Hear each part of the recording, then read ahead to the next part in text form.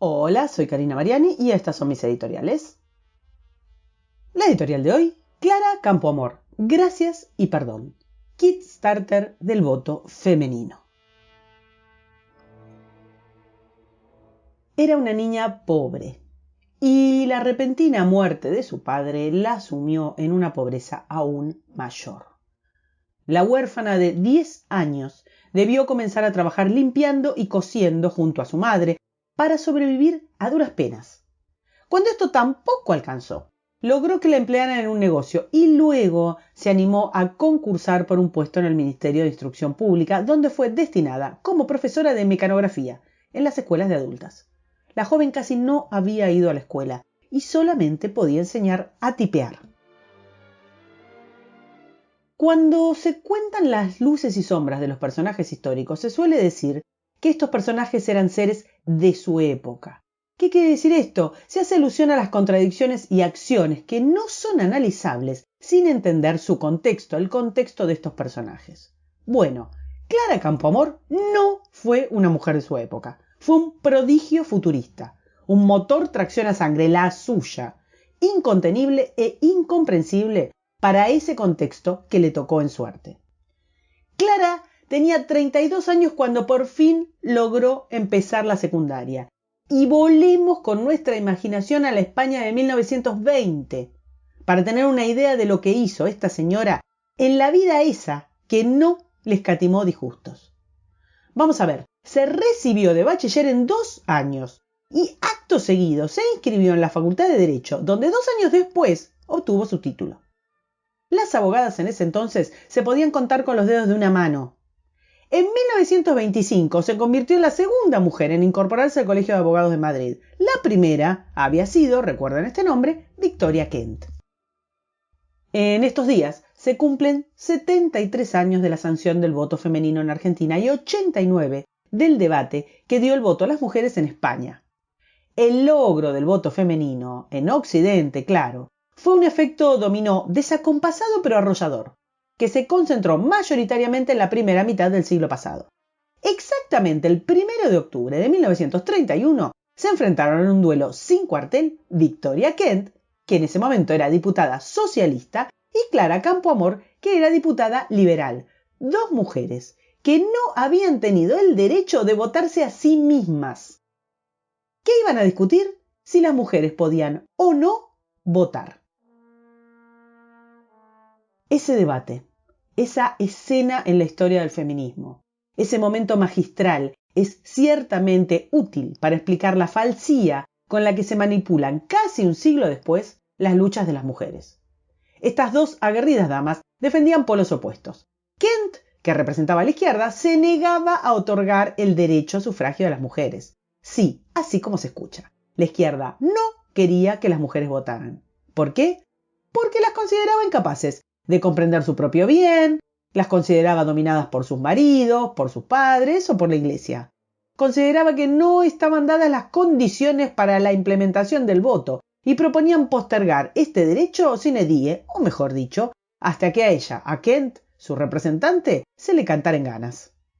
Victoria Kent consideraba que la totalidad de las mujeres necesitaban cambiar de tutela, pasar del paternalismo opresor al paternalismo bueno, el que representaba a ella. Estas eran sus palabras. Si las mujeres españolas fuesen todas obreras, si las mujeres españolas hubiesen atravesado ya un periodo universitario y estuvieran liberadas en su conciencia, yo me levantaría hoy frente a toda la Cámara para pedir el voto femenino. Pero en estas horas yo me levanto para decir lo contrario, y decirlo con toda la valentía de mi espíritu, afrontando el juicio que de mí pueden formar las mujeres que no tengan ese fervor y esos sentimientos republicanos que creo tener. Es por esto, por lo que claramente me levanto a decir a la Cámara, o la condicionalidad del voto o su aplazamiento. Hoy, señores diputados, es peligroso conceder el voto a la mujer. Cierro comillas, esto es lo que decía Victoria Kent. Entonces, Campoamor tumbó de lleno esta prolongada argumentación de Kent. Párrafo por párrafo. Defendió su postura frente a 470 hombres y una mujer. Se puso en contra de lo estipulado por su propio partido. Sus compañeros, que enarbolaban la bandera de la igualdad de la boca para afuera, la arriaron en el momento de la rosca política, actitud que es tan actual que duele, dejándola sola. Clara Campoamor era consciente de ser la única sufragista en el mundo que lograba exponer sus convicciones frente a un parlamento y nunca se planteó ningún retroceso. Soportó estoica argumentos como que la mujer no podía votar por ser naturalmente histérica y sumisa, o peor.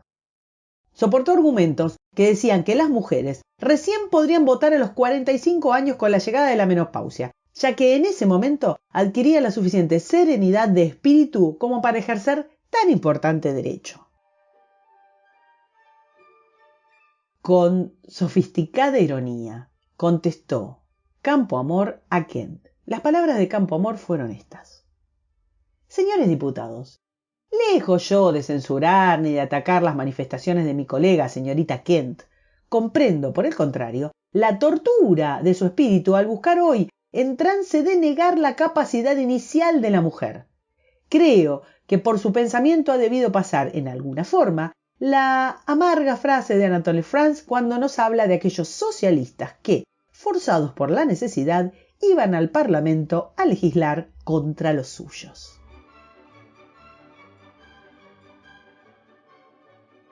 Campoamor estaba convencida de que había que defender la igualdad por encima de todo y proclamó entonces el derecho de las mujeres a equivocarse.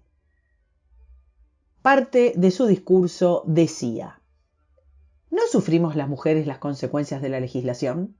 ¿No pagamos impuestos para sostener el Estado? ¿Cómo puede decirse que la mujer no ha luchado y que necesita largos años para demostrar su capacidad? ¿Y por qué no los hombres? Somos productos de dos seres. No hay incapacidad posible de vosotros a mí, ni de mí a vosotros. Desconocer esto es negar la realidad. Negadlo si queréis, sois libres de ello, pero solo en virtud de un derecho que habéis, perdonadme la palabra, que digo solo por su claridad y no con espíritu agresivo, detentado, porque os disteis a vosotros mismos las leyes, porque no tengáis un derecho natural para poner al margen a la mujer. Así cerraba Campoamor su discurso, que entendió como un llamamiento a la igualdad de derechos. Convenció y venció sin haber pedido jamás ni aceptado un trato favorable por ser mujer. El resultado de la votación fue de 161 votos a favor y 121 en contra. 188 diputados se ausentaron en el momento de la votación, luego de escucharla advertir las siguientes palabras: no dejéis a la mujer que, si es regresiva, piense que su esperanza estuvo en la dictadura. No dejéis a la mujer que piense, si es de avanzada, que su esperanza está en el comunismo. El sufragio femenino fue una conquista mundial en la que Clara puso su grano de arena. Cientos de miles de personas, hombres y mujeres, compartieron con ella ese mismo sueño. Desde fines del siglo XIX y principios del siguiente, regiones y países se iban sumando al designio. El impacto de la Gran Guerra fue crucial respecto del rol de las mujeres, a las que sacó mayoritariamente de sus casas como hábitat cívico, y las sumó a las fábricas, a las administraciones públicas y ante todo a sostener el esfuerzo bélico, pero de una forma protagónica. Fue ese envión más contundente tal vez y más crucial que las luchas de las sufragistas de preguerra desde la Convención de Seneca Falls.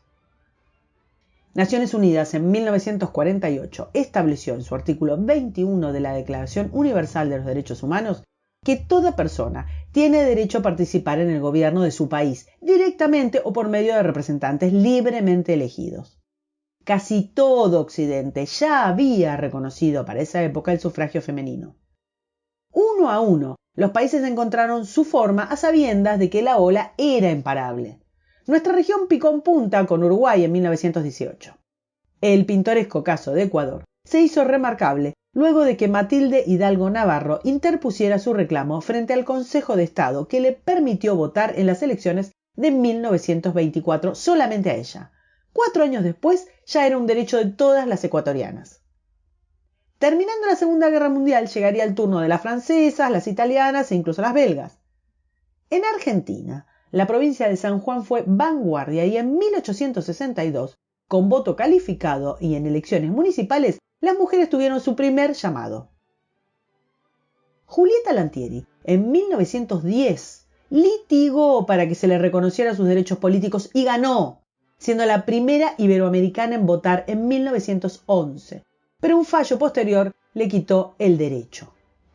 En 1932, Alicia Moró de Justo logró que se aprobara el sufragio femenino en la Cámara de Diputados, pero fue rechazado en senadores. Fue finalmente la presión de la primera dama Eva Perón la que puso fin al tira y afloje parlamentario el 23 de septiembre de 1947, en el que se promulgó la ley que empadronaba a las mujeres y en consecuencia les concedía el voto. Casualmente, por esos años, vivía en Buenos Aires exiliada, primero por los republicanos y luego por el franquismo, y repudiada por los propios, Clara Campoamor. La miseria de corto plazo, la politiquería chiquita y taimada, siempre acomodaticia, le habían dado la espalda a la mujer que nació fuera de su tiempo. Clara sobrevivió en estas tierras, como lo había sabido hacer desde los 10 años. Hacía traducciones, daba conferencias, escribía biografías, escribió la de Concepción Arenal, la de Sor Juana Inés de la Cruz, entre otras.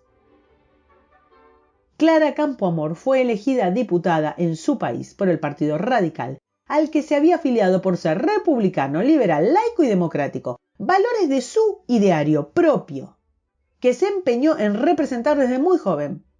Clara tardó 43 años en lograr esa representación, a la que accedió aún antes de poder votar, sin padrino, sin cupo, sin trampas. En años donde el mundo se debatía entre dos monstruos, sola, sin esperar nada que no obtuviera a fuerza de su colosal coraje, declaró ante quienes la obligaban a elegir entre males menores: estoy tan alejada del fascismo como del comunismo. Soy liberal. Plenos e idénticos derechos nos rigen en esta parte del mundo desde la época de las gestas de Campoamor. ¿Qué queda entonces por reclamar? ¿Qué es aquello que mueve la sarta de legislaciones, privilegios, discriminaciones positivas, cupos y diplomas de adoctrinamiento? La cruda verdad es que nada. Sin embargo, no paramos de recibir regulaciones feministas rayanas en el supremacismo miserable. Funcionarias de gobierno que amenazan públicamente que o la gente se deconstruye o va a sufrir las consecuencias. Alumnos sometidos a rezar un dogma ideológico sectario si es que quieren recibir la educación que, a la sazón, sostienen con sus impuestos. Al igual que sostenemos todos el salario de estos Savonarola de género. Un engrudo ideológico regado con incontables e irrastreables fondos públicos para defender ¿qué? La Argentina, quebrada como nunca, va a destinar una descomunal masa de dinero para políticas públicas descabelladas, justificando la segregación y la discriminación contra los varones en un esfuerzo por sostener que las mujeres nacen víctimas y necesitan tutela, mientras se usan tretas que hacen de los cupos y de los privilegios un solaz para las viejas prácticas de pagar amantes con dineros públicos. Nos ha costado mucho llegar a ser una sociedad de mujeres y hombres libres e iguales. En honor a quienes hace exactamente 89 años se desgañitaban para conseguirlo, tratemos de que no nos estafen de nuevo.